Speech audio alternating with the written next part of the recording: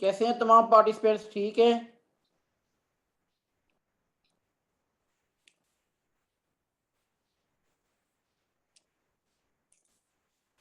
आवाज क्लियर आ रही है? यस सर, क्लियर हो। ओके। क्या हाल है आप तमाम का? ठीक है, खैर ऑफिस से हैं सारे? जी सर, अल्हम्दुलिल्लाह। आप सुनाएं, कैसे हैं सर? अल्हम्दुलिल्लाह। सॉरी, कल वो 2-3 दिन मेरी मसरूफियत रही, इस वजह से जो है ना मैं क्लास नहीं ले सका, लेकिन इंशाल्लाह आज और इसके बाद जो नेक्स्ट क्लास होगी वो जो ये नेक्स्ट फ्राइडे, सैटरडे और इस तरह संडे को भी होगी।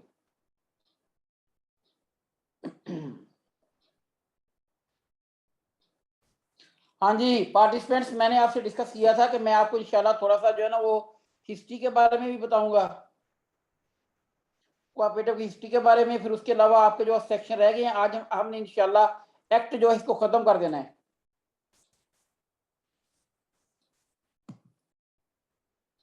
तो तैयारी शारी ठीक है आप तमाम लोगों की?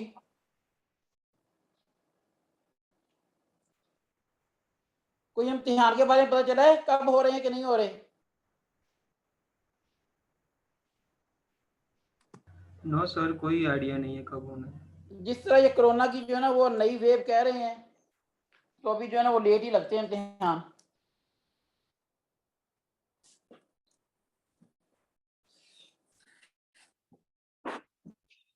चलिए पार्टिसिपेंट शुरू करते हैं अब।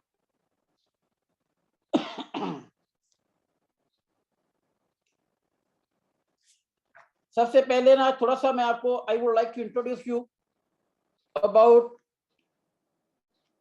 The cooperative societies, cooperative movement, how it was initiated and what were the circumstances which led for its initiation.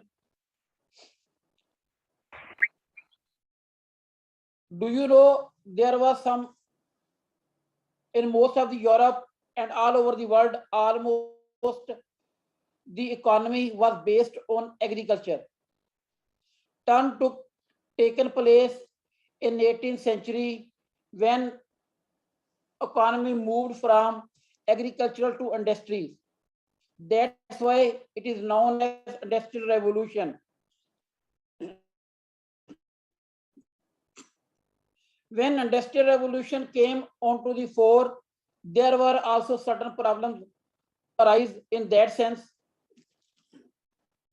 आपको पता है सबसे पहले जब इंग्लिस्तान में एग्रीकल्चर से इंडस्ट्री की जो है ना मूवमेंट हुई है, तो इंडस्ट्री की जो है ना मूवमेंट होने के बाद फिर जो है ना वो सर्टन एरियाज में जो है ना वो प्रॉब्लम भी पैदा होने शुरू हो गए। तो जो सॉरी मैं अगर आपको थोड़ी देर बाद दोबारा ज्वाइन करता हूँ।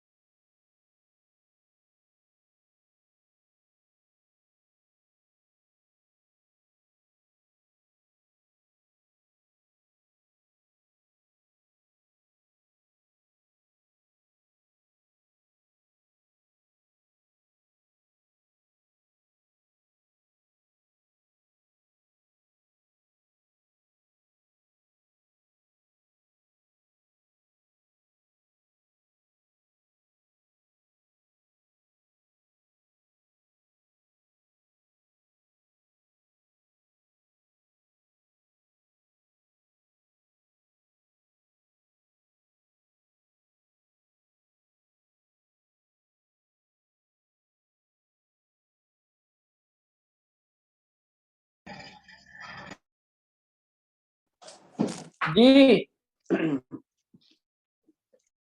मैं को बता रहा था कि कोऑपरेटिव मूवमेंट इंग्लिस्तान में सबसे पहले शुरू हुई है। इसका जो बानी है वो रॉबर्ट ओवन कहलाता है। Robert oven is noun it's founder of cooperative movement.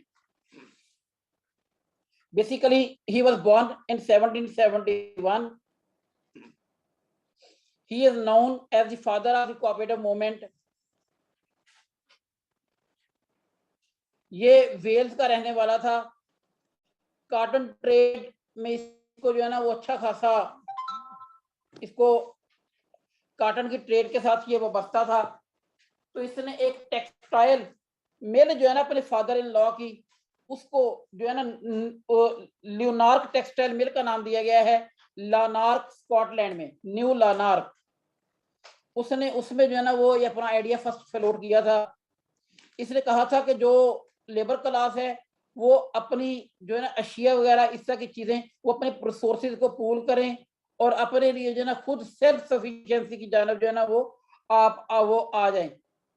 तो लिहाजा रॉबर्ट ओवन को समझा जाता है कि Robert oven is the father of the cooperative movement. इसका डेट ऑफ बर्थ याद रखें कि 1771 है और उसकी डेट ऑफ डेथ भी याद रखें 1858 है। इसने एक टेक्सटाइल मिल जो है ना सबसे पहले बनाई थी। उस मिल को जो न्यू लानार्क टेक्सटाइल मिल स्कॉटलैंड का नाम दिया गया था। रहने वाला कहाँ का था ये? England, Wales? जी, इस वेल्स का, बेस स्कॉटलैंड में है ना आजकल, ये वेल्स का रहने वाला था।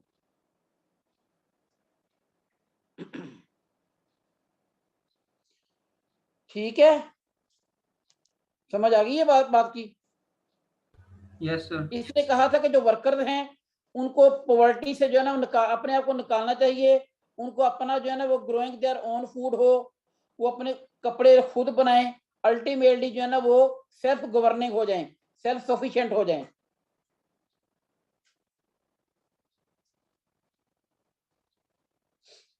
बाद में ये अमेरिका शिफ्ट हो गया था। तो अमेरिका में भी जाकर जो है ना इसने फिर वहां पे भी new harmony, Indiana, United states में भी इसने जो कोऑपरेटिव के कंसेप्ट के ऊपर जो है ना वो काम किया था। समझ आ गई इतनी जितनी मैंने आपको बताई आज हिस्ट्री की। अब हम आगे चलते हैं। दुनिया में जो पहली कोऑपरेटिव सोसाइटी बन जाती है वो शोर पॉटर कोऑपरेटिव सोसाइटी बन जाती है, याद रखें। शोर पॉटर कोऑपरेटिव सोसाइटी जो है ना ये पहली सोसाइटी मानी जाती है, वर्ल्ड की फर्स्ट कोऑपरेटिव। ये स्टैब्लिश हुई थी अबर्डन में 1498 में, 1498 इंग्लिस्तान में। शोर Potter society is considered to be the first world's cooperative. It was established in Aberdeen in 1498. इसके बाद जो है ये फैनविक वीवर सोसाइटी, ये कंज्यूमर कोऑपरेटिव के नाम से जानी जाती है। Fenwick weaver society, it was founded in 1769 in Fenwick, East Ayrshire में। ये भी इंग्लिस्तान में ही जो है ना वो इसका भी क्या अमल में लाया गया।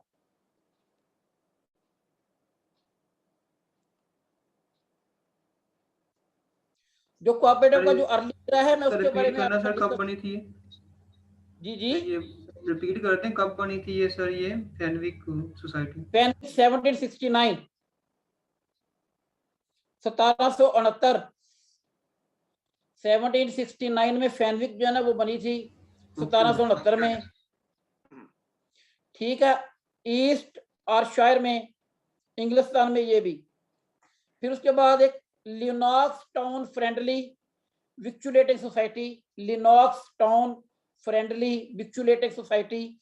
अब मैंने आपके पास ना मैंने नोट्स जो है ना वो फ्लोट किए थे, जो ना वो नोट्स ऑलरेडी जो है ना वो मैंने मियाँ साहब को दे दिए थे, जिसमें हिस्टोरिकल पर्सपेक्टिव था कोऑपरेटिव मूवमेंट का। अगर वो आपके पास है तो प्लीज उसको भी साथ साथ कंसल्ट कीजिएगा। Have you? Yes sir. Okay, उसमें जो है ना वो आप देखें अर्ली इरा जो कोऑपरेटिव का है मैं उसके बारे में डिस्कस कर रहा हूँ। Now I am telling you about the Lennoxtown friendly victualling society. It was also founded in 1812। इनका जो ऑब्जेक्टिव था वो यही था, सेल्फ हेल्प और म्यूचुअल एड। ये तमाम जो सोसाइटियां in early eras cooperative societies were developed, the objective of these societies were self help and mutual aid. उसके बाद फिर Lockhurst lane industrial cooperative society 1832 में बनाई गई थी। लॉकहर्स्ट लेन इंडस्ट्रियल कोऑपरेटिव सोसाइटी ये 1832 में इंग्लिस्तान में बनाई गई थी।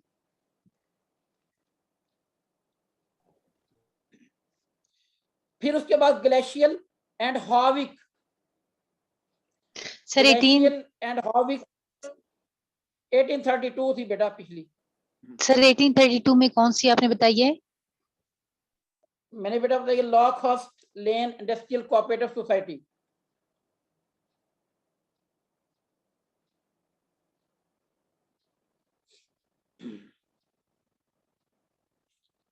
फिर ग्लेशियल जो है cooperative societies, Galashiels and Hawick cooperative societies, it was also established in 1839. This is still in trade.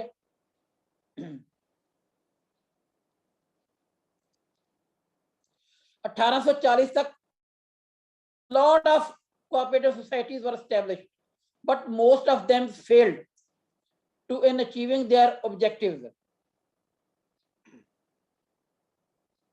But the main importance which is given, that is about a society which is known as Rochdale Pioneers. Rochdale Pioneers. Rochdale is a town in England. There was the first consumer cooperative society established on December 21st, 1844. Group of 28 weavers who joined their resources, and they are all of them were working in mill. They joined their resources and thus they established the Rochdale Equitable Pioneer Cooperative Society on 21st December 1844. 1844 को जो है ना उन्होंने वो पहली society जो है ना वो बनाई थी। समझ आ गई बात की? 1844 में 21 दिसंबर 1844। This is known as the first modern cooperative societies.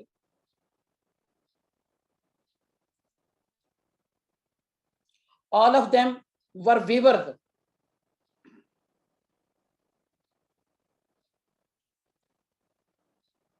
But another important name which is attached to the cooperative movement, that name is William King. William King, Dr. William King.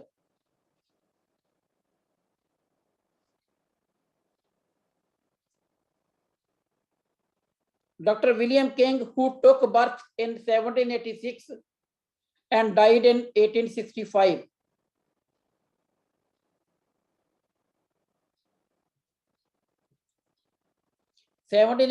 में वो पैदा हुआ था और 1865 में वफात पा गया था डॉक्टर विलियम किंग। उसने एक कोऑपरेटिव का एक जो है ना वो मैगजीन भी जारी किया था, रसाला भी जारी किया था, जिसको द कोऑपरेटर का नाम दिया था। द कोऑपरेटर, ये भी याद रखें, द कोऑपरेटर।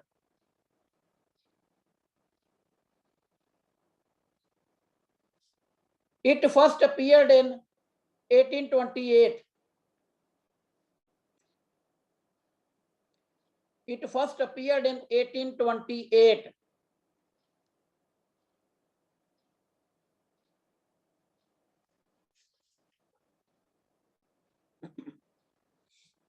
सर मैगजीन की बात हो रही है या विलियम किंग की? मैगजीन की बात हो रही है। जो जर्नल था जो उसने जारी किया था कोऑपरेटिव को मूवमेंट को फरोग देने के लिए, उसका नाम था द कोऑपरेटर। दिस जो फर्स्ट अपीयर हुआ है ऑन 1 मई 1828, 1828 को अपीयर हुआ था। इसका जो पहला एडिशन आया है। समझ आ गई है? जी सर। तो मॉडर्न इरा जो है, इसमें जो मैंने सबसे पहली बात बताई है बेटा कि जो मॉडर्न इरा में जदीद जो दौर है, इसमें जो first cooperative is considered Rochdale pioneers equitable Pioneer जो कोऑपरेटिव सोसाइटी है, this was the first consumer cooperative society. Basically consumer goods were sold there. Rochdale is a town in UK in England.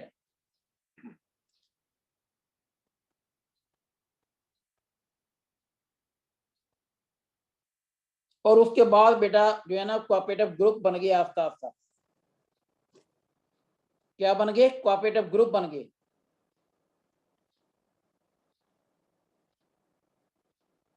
रचडेल cooperative society के क्याम के बाद 1863 में 300 जो individual cooperative थे वो उन्होंने अपने आप को ज्वाइन किया और उन्होंने जो है ना कोऑपरेटिव सोसाइटी के नाम से जो है ना एक नई सोसाइटी बनाई जिसमें 300 इंडिविजुअल कोऑपरेटिव शामिल थे।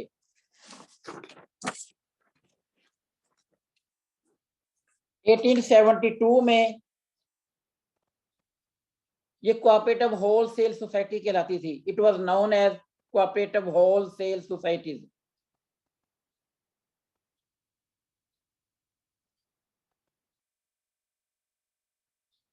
यहीं से कोऑपरेटिव रिटेल सर्विसेज का आगाज हुआ। समझ आ रही है? सर मेरी बात सुने ना।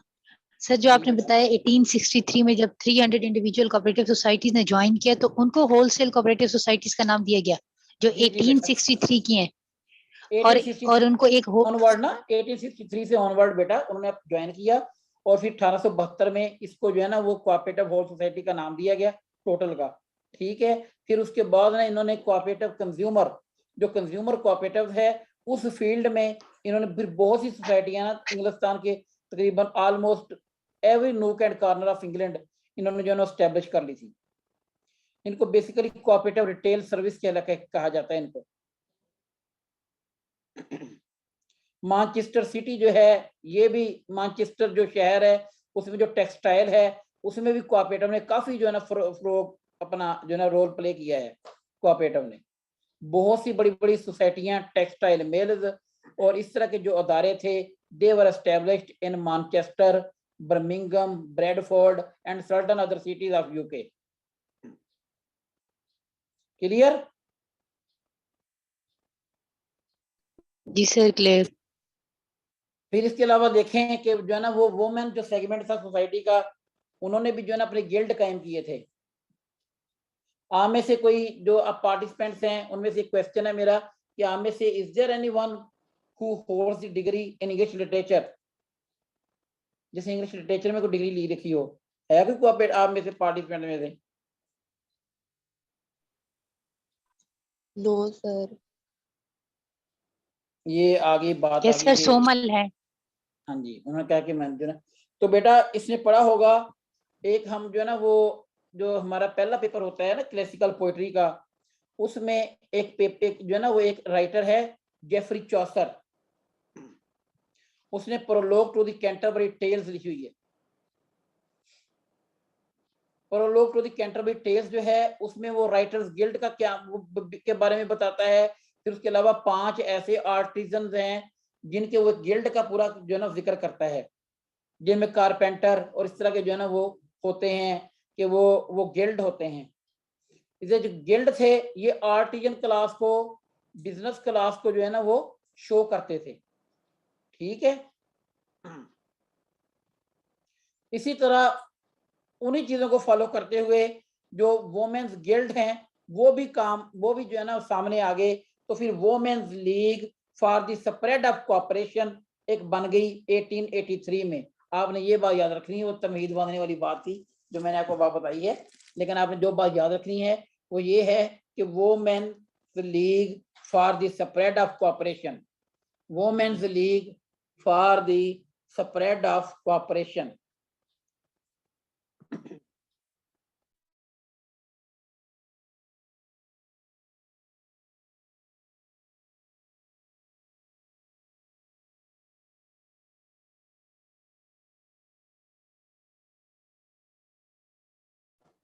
जी बेटा, women's league for the spread of cooperation in 1883।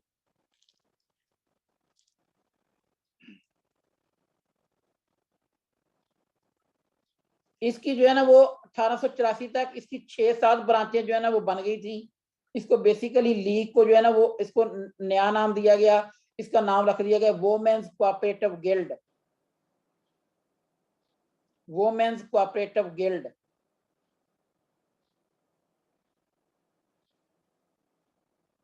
अब यूरोप की देखा देखी इंग्लिस्तान को देखते हुए दूसरे मुल्कों ने जो है ना वो भी इसमें जो है ना वो फील्ड में काम शुरू किया। तो उनमें जो सबसे पहले जो अहम तरीन नाम हमारे सामने आता है वो होता है शुल्ज़ले का और रफाइजन। डॉक्टर शुल्ज़ले और रफाइजन, Frederick William रफाइजन, Frederick William रफाइजन।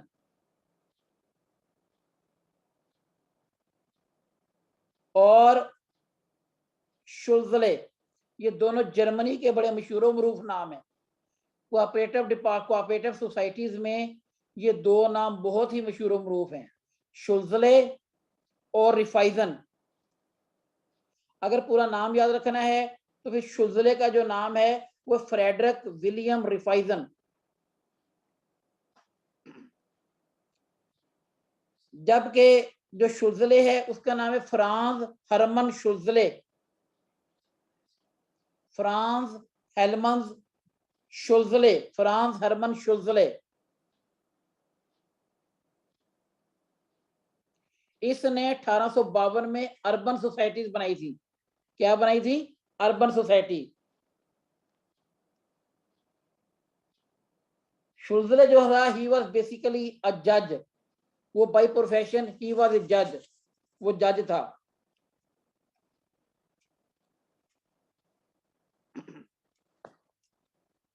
William रफाइजन जो था, फ्रेडरिक विलियम रफाइजन, इस तरह उसने 1864 में जर्मनी में रूरल सोसाइटीज के क्याम में जो है ना वो बहुत किरदार अदा किया है।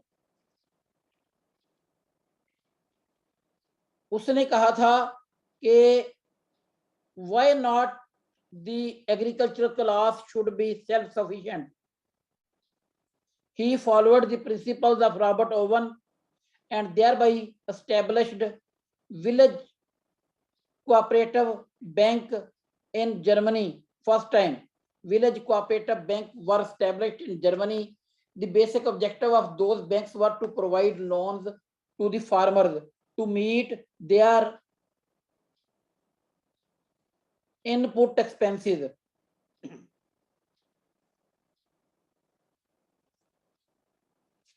सर ये विलेज कोऑपरेटिव बैंक कब बना? जो मौजूदा हमारा पंजाब वाला है ना, इसमें तो याद रखें कि ये बना था 1924 में, जिसको हम पंजाब प्रोविंशियल कोऑपरेटिव बैंक कहते हैं। ये 1924 में बना था। कोई पार्टिसिपेंट अगर आप जेहलम में से है तो जेहलम में बैंक के ऊपर इसका जो बेहले में पंजाब प्रोविंशियल कोऑपरेटिव बैंक है उस पर लिखा भी हुई, इसकी तारीख लिखी हुई सारी। लेकिन जो है उधर जर्मनी में पहला जो विलेजर कोऑपरेटिव बैंक था वो 1864 में क्या में अमल में आ गया। 1924 बात कर रहा हूं बेटा, इंडो पाक 1924। सर ये आप रिफाइजम का क्या बता रहे थे कि इन्होंने कौन सी सोसाइटीज का मतलब वो किया था? बेटा जैसे रिफाइजम है, इसने विलेज लेवल के ऊपर जो सोसाइटीज के कैंप को अमल में लाया था, रूरल कोऑपरेटिव सोसाइटीज। इन्होंने जो वहां पे किसान थे उनको कहा था कि we will provide you the loan to purchase the inputs.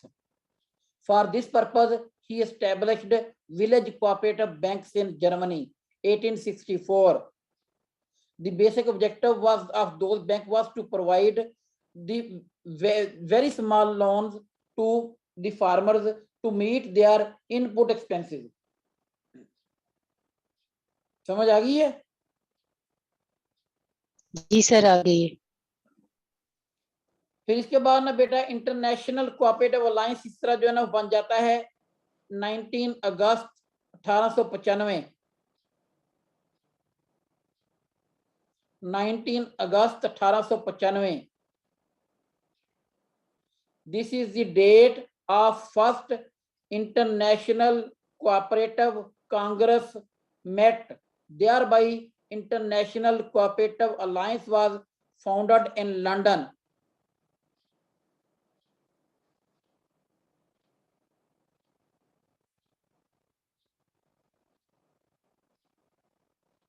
Almost 109 countries are so far the member of this International Cooperative Alliance.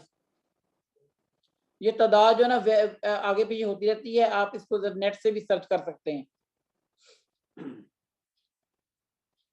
So far 109 countries are member of this International Cooperative Alliance.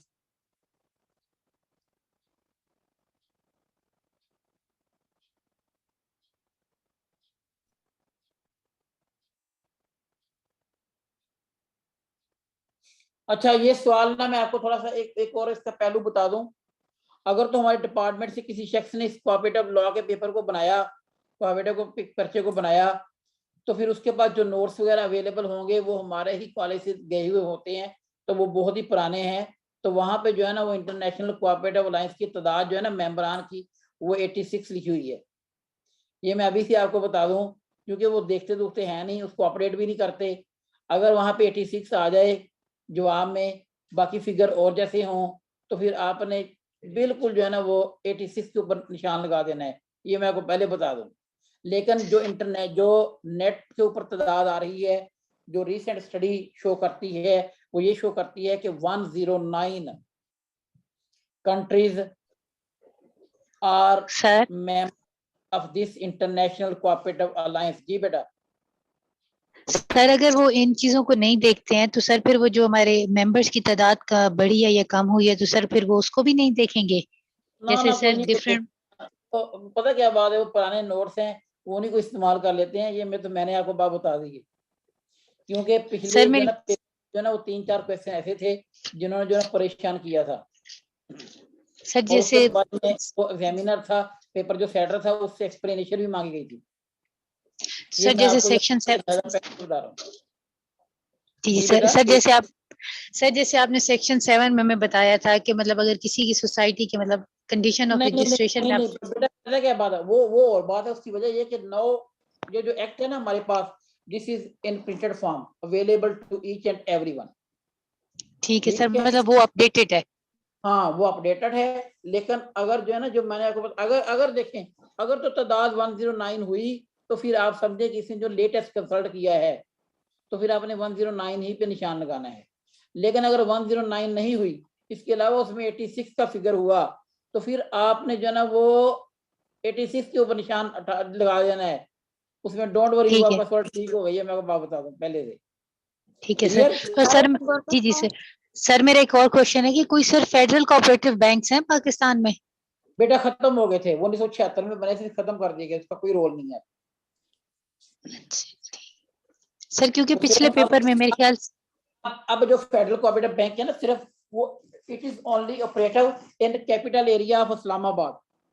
ठीक है, वो इस्लामाबाद के capital area में जो है ना operative है. उसके अलावा जो है ना वो इसको पंजाब में पहले इसका रोल होता है, इसको सेंट्रल बैंक का नाम देते थे.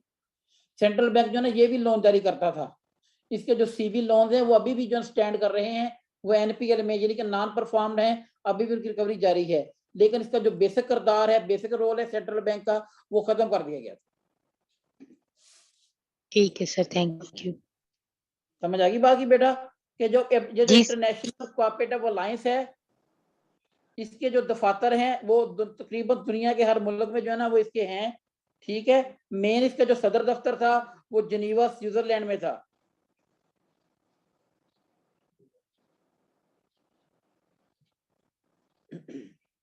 जो पाकिस्तान, ये जो सार्क कंट्रीज हैं, इनको जो इसका जो है ना जो सदर मुकाम है, जो सार्क कंट्रीज वाले हैं, ये अपने जो इनके लिए जो रीजनल इनका जो हेडक्वार्टर है वो दिल्ली में है.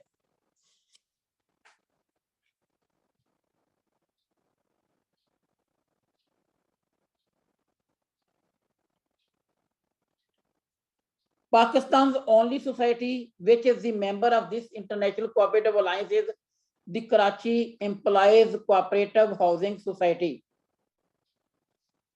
Karachi Employees Cooperative Housing Society.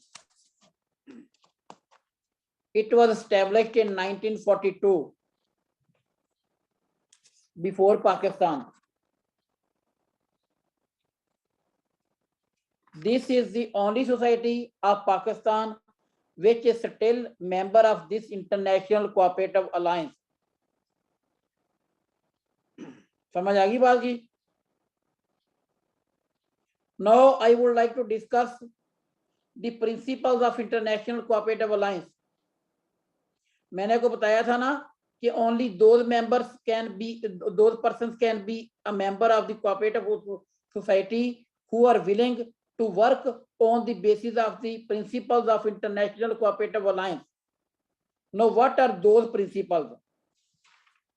There are 7 principles of International Cooperative Alliance. कौन कौन से हैं? पहला याद रखो, open and voluntary membership. First principle is open and voluntary membership.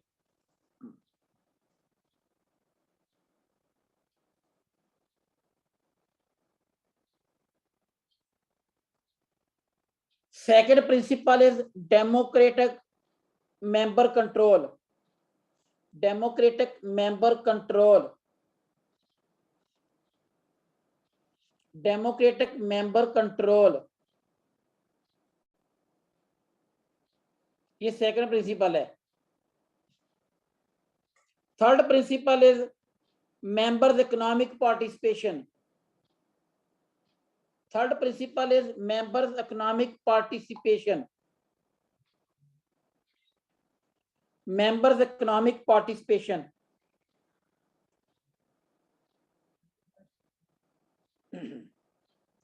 Fourth principle is autonomous and independent. Autonomous and independent.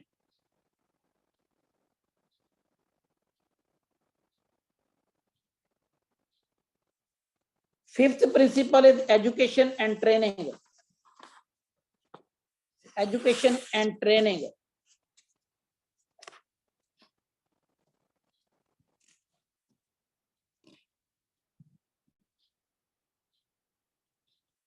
Sixth principle is cooperation among the members.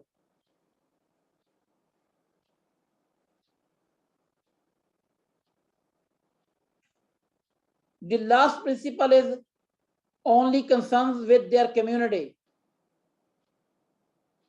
Only concerns with their community.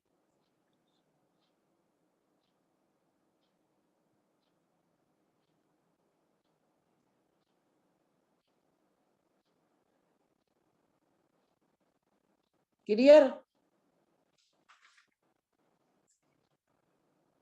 These Yes, are sir. the 7 principles which I discussed.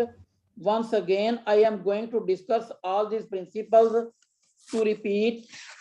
First is voluntary, जो है ना वो participation है. हर बंदा जो है ना वो अपनी रजामंदी के साथ इसमें ज्वाइनिंग करता है. वॉलंटरी मेंबरशिप है, ओपन है. सेकंड इज डेमोक्रेटिक है.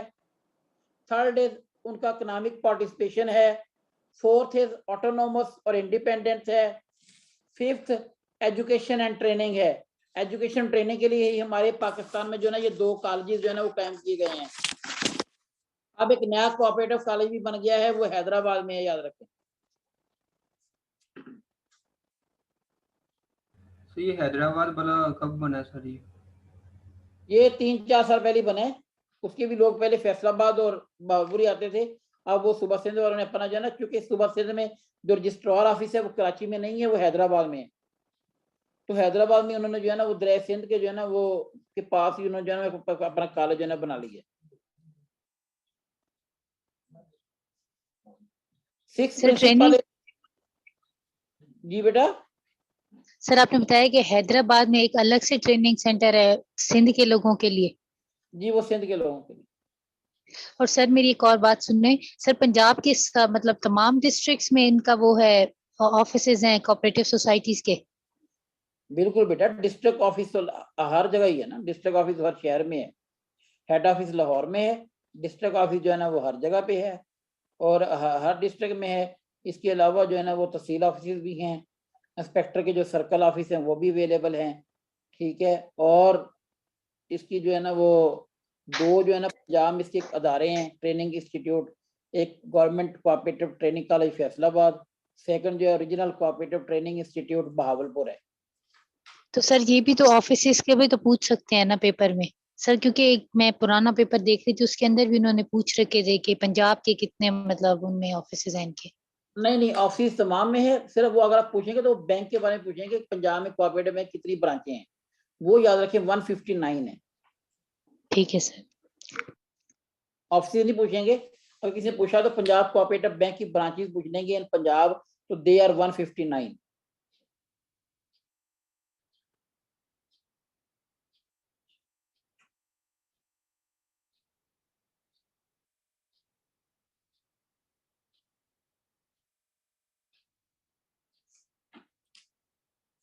पता चल गया जी।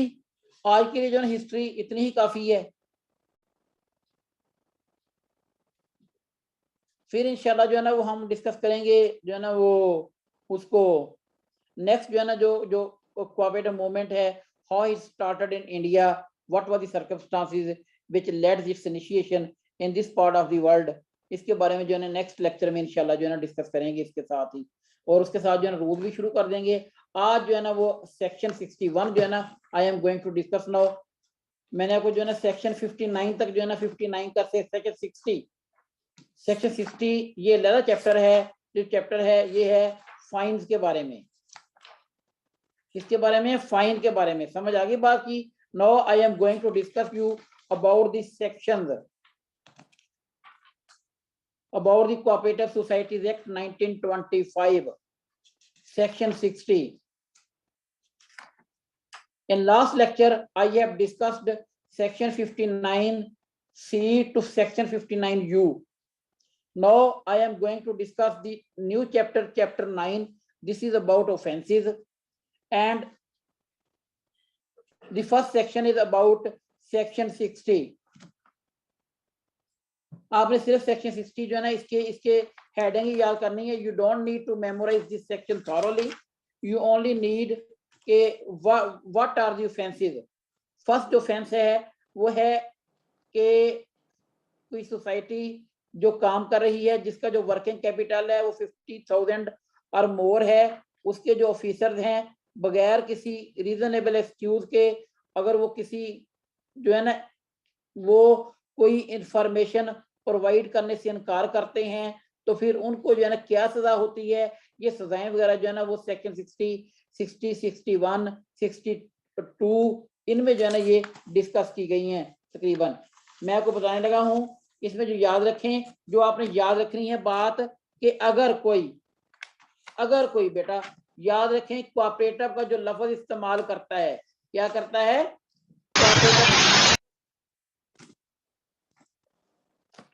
इस्तेमाल करता है, जो कोऑपरेटिव का कोई लफ्ज इस्तेमाल करता है तो ऐसा शख्स जो है ना वो गलत करता है और वो कोऑपरेटिव सोसाइटी में रजिस्टर्ड नहीं है, तो ऐसे शख्स को जो 50,000 जो है ना वो जुर्माना होगा।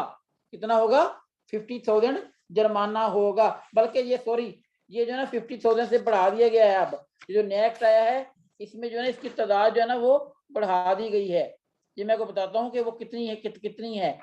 वो तादाद जो है ना वो पहले थी 50,000 रुपए जुर्माना, अब ऐसा जो शख्स है वो उसका जो है ना देखें उसका जो जुर्माना है वो 50,000 रुपए से लेकर 5 लाख रुपए तक हो सकता है, याद रखें।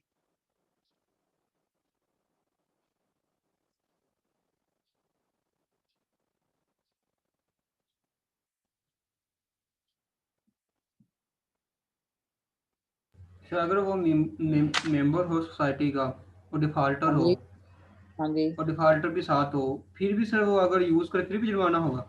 No, defaulter is another thing. Defaulter is still a member of the cooperative society, ठीक है। डिफॉल्टर होना और बात है, लेकिन ऐसा शख्स जो कोई ट्रेड कर रहा है कोऑपरेटिव अदारे के नाम से but he is not registered as a cooperative society as a cooperative member, then he would be liable to be fined समझ आ गई बात की? यस सर, ठीक होगा। हाँ, इसमें कोई ऐसी बात नहीं है, याद रखें। देखिए मैंने आपको बात बताई थी कि आप अगर थोड़ा सा याद रखें, मैंने आपको बताया था ना बेटा कि मैंने आपको एक्ट में ये बात बताई थी कि सेक्शन 20A, जो 20B, इस तरह 21A वगैरह है, जिसमें मैंने कहा था कि सोसाइटी का जो सेक्रेटरी है, he will provide the certain information to the registrar or to the authorities of mentioned in anti money laundering act। कहा गया था ना, मैंने आपको बताया था ना कि वो अगर नहीं जी प्रोवाइड जी सर, करेगा हाँ जी तो बताया उनको था। भी सजाएं होती हैं बेटा। उसकी जो सजाएं हैं उनका जिक्र जो है ना वो सेक्शन 60 जो है ना वो उनका जो जिक्र है सेक्शन 62 में दिया गया है। ये सिर्फ आपने 2-3 बात इसमें याद रखनी है, वो सजाएं क्या है।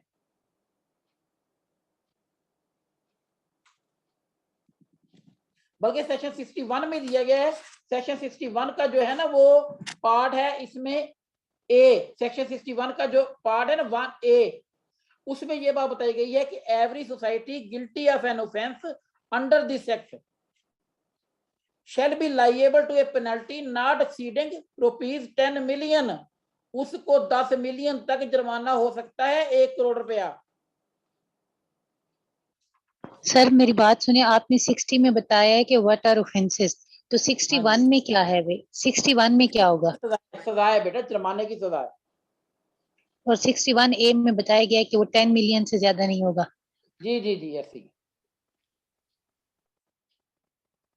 बल्कि जो हाउसिंग सोसाइटीज है ना, बड़ी बड़ी सोसाइटीज, उनको कहा गया है कि उनका जो 1/4 है इट्स का वर्किंग कैपिटल, वो 1/4 जो है ना वो 3-4 करोड़ बन जाता है। ये देखिए इतनी जबरदस्त सजा रख दी गई है, ये अभी अमेंड हुआ है ये।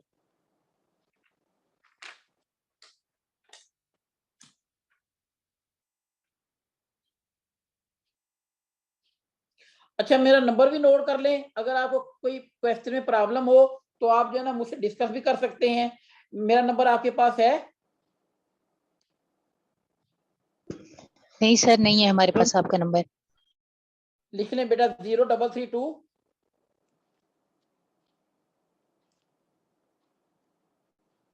1660092।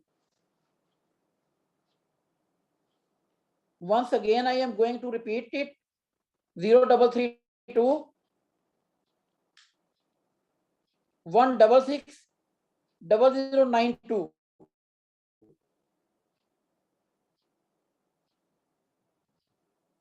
If you feel any kind of difficulty, you can ask the questions, but keep it in your mind from 5 to 10। ये जरा अपने ध्यान में रखिएगा बात बेटा कि शाम 5 से लेकर 10 बजे तक। जी जी यही नंबर है।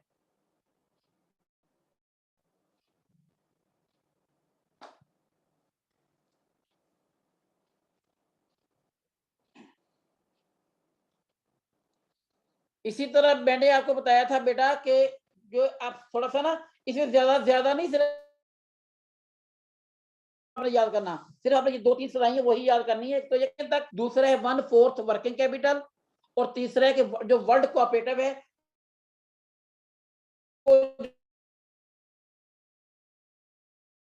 इस्तेमाल करना है, उसकी जो सजा थी अब बढ़ा के जो ना ये 5 लाख कर दी।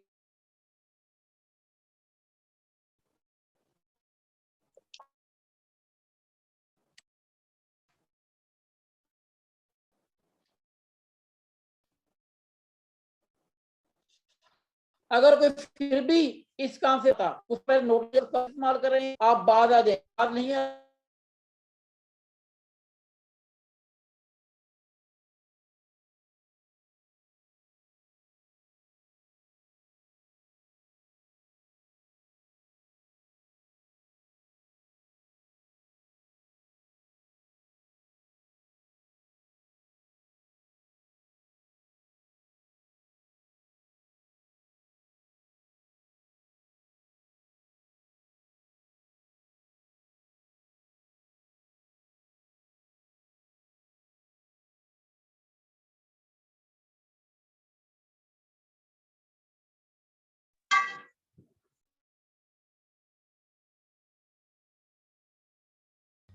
अस्सलाम वालेकुम क्लास है, ये पॉइंट मेरा क्लियर कर दें प्लीज़ कोई। कि 50,000 से 5 लाख जुर्माना उससे शख्स को होना है जो नाम यूज करेगा अपना, और 10 मिलियन किसको होना है, ये कोई बता दे। Same question.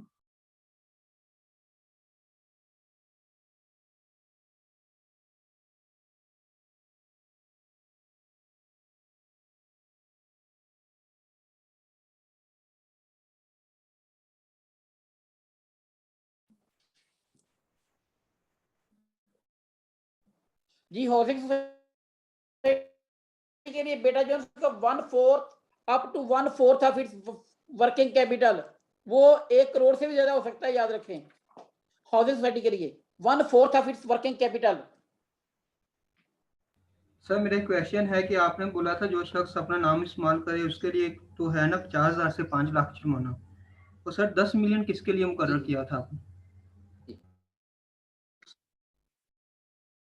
10 मिलियन ये है कि जो रजिस्ट्रार को जो है ना इंफॉर्मेशन वगैरह प्रोवाइड नहीं करते, इस एक्ट की खिलाफ वर्जी करते हैं, तो ऐसी जो अदारे हैं उनके जो जुर्माने का जो क्वांटम है वो 10 लाख रुपए तक भी हो सकता है, याद रखें। अच्छा, आप थोड़ा सा पीछे आए, मैंने आपको 44C 44D और 44E बताया था ना, 44C 44D 44E। Yes sir, 44 बताए थे जी 44C क्या है वो मैंने ऐसे नहीं इतना जोर लगाया सर। था किसी दिनों में। सर 44C में हम किसी ऑफिसर को हम रिमूव कर सकते हैं, मुअत्तल कर सकते हैं, और 44C के सब सेक्शन 5 में ये बताया गया है कि कितने अरसे के लिए उनको मुअत्तल किया जा सकता है। कर सकते हैं, हाँ जी। और जो रजिस्ट्रार की जो डायरेक्शन है उसको जो नहीं मानता, ये ऑफेंस है। क्या है ये? ऑफेंस है। और ऐसा जो ऑफेंस है उसकी सजा हो सकती है 6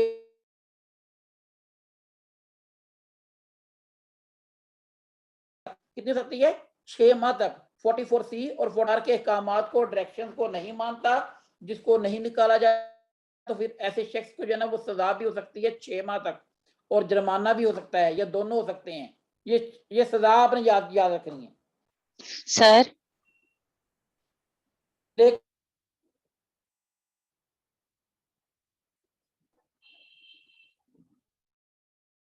वो कोई खिलाफ वर्जी करता है जी,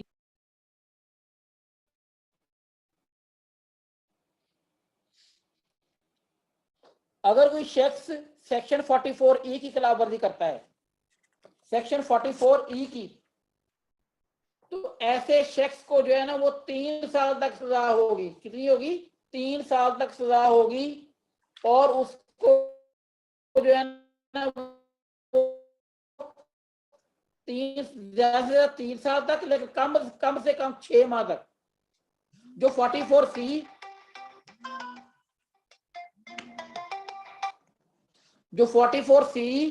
और 44D,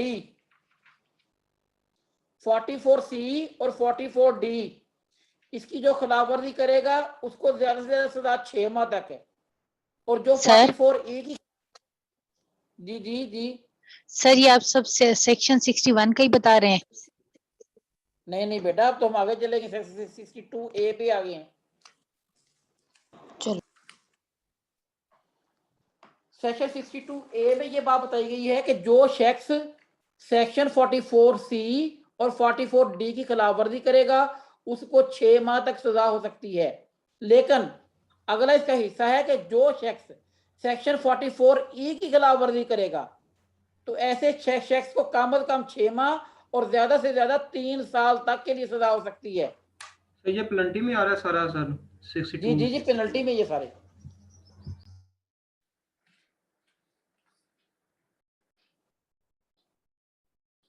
ये सजा रजिस्ट्रार ने नहीं देनी, इसका जो जिक्र है वो किया गया सेक्शन 63 में, कॉग्निजेंस ऑफ ऑफेंसेस। सजा रजिस्ट्रार ने नहीं देनी, रजिस्ट्रार ने ओनली कंप्लेंट करनी है। किसको करनी है? To the magistrate in whose jurisdiction the offence falls, जिसकी जुरिसडिक्शन में जो ना ये जुर्म फॉल करता है, उसने जो ना वो सजा उस मैजिस्ट्रेट ने देनी है। लेकिन ऐसा उसने करना है रजिस्ट्रार की तहरीरी दरखास्त पर।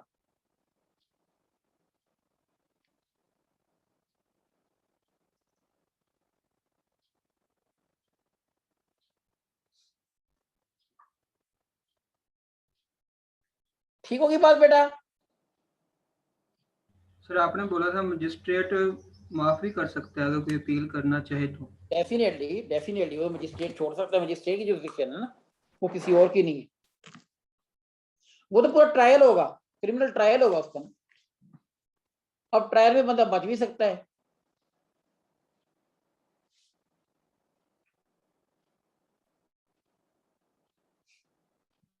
उसका पूरा क्रिमिनल ट्रायल होगा। समझ आ गई है बात?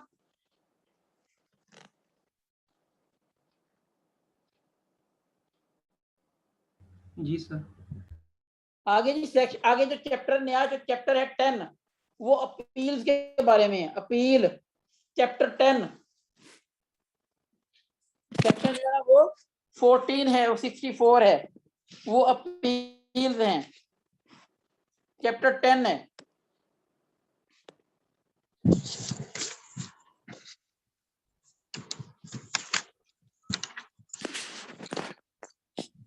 सर जी बेटा। सर जो आपने नोट किए ना, मैं उसको साथ साथ देख रही हूँ, तो हमने 60A किया है, B C D आगे I तक नहीं किया, तो वो नहीं करना। उसके बाद हम 68 61। पेनल्टी ऑफ ऑफेंसेस वो छोड़ो, उसको वो ऐसे 61 लेना, उसमें कोई प्रॉब्लम नहीं। सर ये विलफुल निगलेक्ट और ये सारे नहीं करने। ये मैंने को पता है कि ऑफेंसेस किससे नहीं हुई हैं, को आपने याद नहीं करना, सिर्फ याद करना कि 68 में है क्या, ये ऑफेंसेस हैं बस। जी सर। इनको आप याद करेंगे, फिर याद होने नहीं ये सारे आपसे सर सिर्फ जी बेटा। सर मेरे एक पॉइंट क्लियर कर दें, मैं वहां पे सर स्टक हो गई हूँ। सर हमने सेक्शन 60 करना है, 61 में सिर्फ 61A और B के सर जो ऑफेंसेस हैं वो करने हैं, फिर उसके बाद 62 और 62A करना है। मेरी बात सुनो, सिर्फ इस जी चैप्टर आप चार, हाँ जी, इसमें सिर्फ मैंने ये बात बताई कि जो सेक्शन 60 को याद रखें, वो ऑफेंसेस हैं, ठीक है। उसमें जुर्म का जिक्र किया गया है, क्लियर? क्या क्या चीजें हैं वो ठीक आपने जुर्म, उसको जो है ना वो मैंने आपको एक्ट पूरा पढ़ा दिया है। आपने सिर्फ याद ठीक है करें जुर्म कहाँ डिस्कस किए गए, वो सेक्शन 60 में डिस्कस। ठीक है ठीक है सर। जी। इस तरह जो है ना वो सेक्शन 61 में 62 में जो है ना सजाएं बयान की गई। सेक्शन जो तो 63 सर है उसमें ये बात बताई गई है कि इसकी कॉग्निजेंस कौन लेगा। सर ये मैं जो मेरा कॉग्निजेंस क्वेश्चन है ना ये वो इसकी जो है ना वो, जी जी बेटा। सर सॉरी मेरा क्वेश्चन ये है कि सर जो 61 है उसके A B C D सारे पार्ट्स को सर हमने याद करना है या सिर्फ? फिर बेटा आपने याद किया ऑफेंसेस हैं कि बस ऑफेंस क्या है, याद नहीं करने की जरूरत नहीं है। ऑफेंस क्या है, ऑफेंस का डिस्कस किया गया। ये चैप्टर ठीक ये है आपका सर। में आगे सजाएं हैं, ठीक है। सेक्शन ठीक है 63 में ये बात की गई है कि कोई सजा कौन दे सकता है, वो इलाके का मजिस्ट्रेट दे सकता है सजा, कोई और नहीं दे सकता। ठीक है लेकिन सर। ऐसा थैंक यू। तब जब रजिस्ट्रार जो है उसको दरखास्त देगा, ठीक है।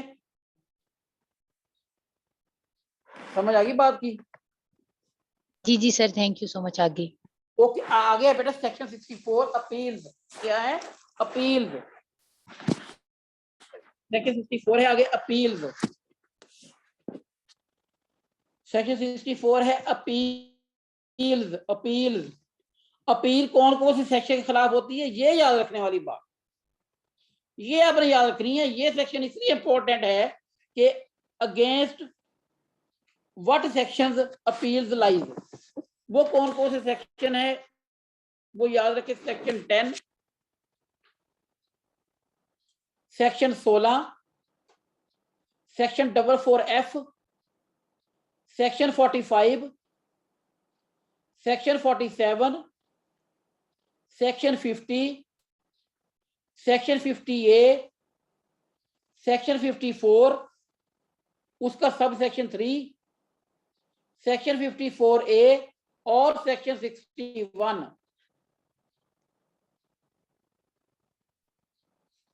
ठीक है। इनके खिलाफ जो ना अपील होती है सेक्शन 64 में। जो अपील का टाइम पीरियड है वो है 2 मंथ। अपील किसके पास होनी है, ये 3 बातें याद रखनी है। सेक्रेटरी कोऑपरेटिव के पास। अपील किसके पास होनी है, सेक्रेटरी कोऑपरेटिव के पास।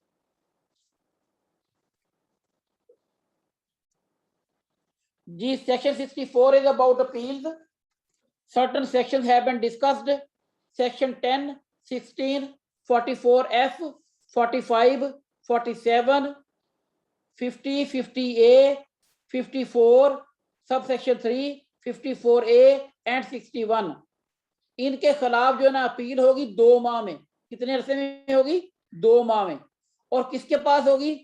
सेक्रेटरी कोऑपरेटिव के पास होगी। बस ये आपने याद रखने वाली बातें, 3 बातें याद रखी। सेक्शनों के नाम, टाइम पीरियड 2 माह, किसके पास अपील होनी है? सेक्रेटरी कोऑपरेटिव के पास। सर जी बेटा। सर हम सेक्शन 10 के अगेंस्ट क्यों अपील करेंगे सर? उसमें तो सर रजिस्ट्रार को मतलब बाउंड करते हैं कि वो क्या करे, सोसाइटी और उसके बाय लॉस को रजिस्टर करे। तो सर इसके अगर अगेंस्ट हम अगर अपील अगर रजिस्ट्रार जो नहीं करता, फिर अगर रजिस्ट्रार अच्छा आपने डॉक्यूमेंट पूरे कर लिए, रजिस्ट्रार कहता है कि मैंने अपील नहीं करनी, मैंने जो है ना रजिस्टर नहीं करनी।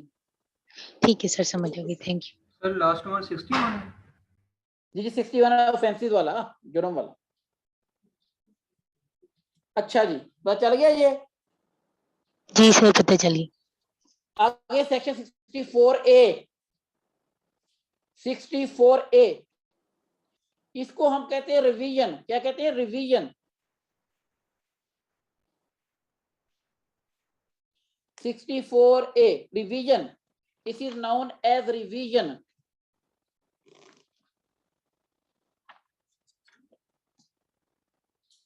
इसमें टाइम पीरियड कोई नहीं है। इसमें यह बात है कि सेक्रेटरी कोऑपरेटिव और रजिस्ट्रार दोनों जो है ना, जो अपने मतहत जो अफसरान हैं, उनके किसी भी काम को चेक कर सकते हैं, अपने पास मंगवा सकते हैं, किसी और को तफवीज कर सकते हैं। ये बात है सेक्शन 64A में। इसको हम बेसिकली कहते हैं रिवीजन। ये रिवीजन पावर हैं किसके पास है? सेक्रेटरी कोऑपरेटिव के पास भी हैं और रजिस्ट्रार कोऑपरेटिव पंजाब के पास भी हैं। बस ये दोनों बातें आपने याद रखनी है।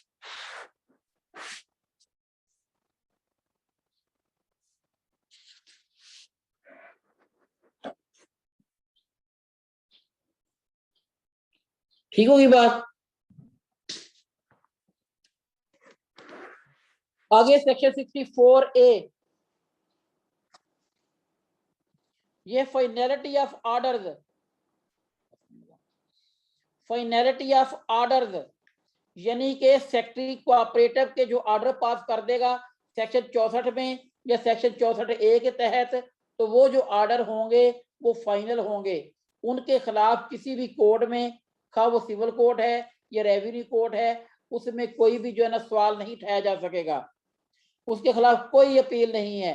सेक्रेटरी कोऑपरेटिव के जो ऑर्डर पास किए जाएंगे सेक्शन 64AA में, सेक्शन 64AA, इसमें जो ऑर्डर पास किए जाएंगे वो जो ऑर्डर होंगे वो फाइनल होंगे। क्या होंगे? वो फाइनल ऑर्डर होंगे। ठीक है बेटा।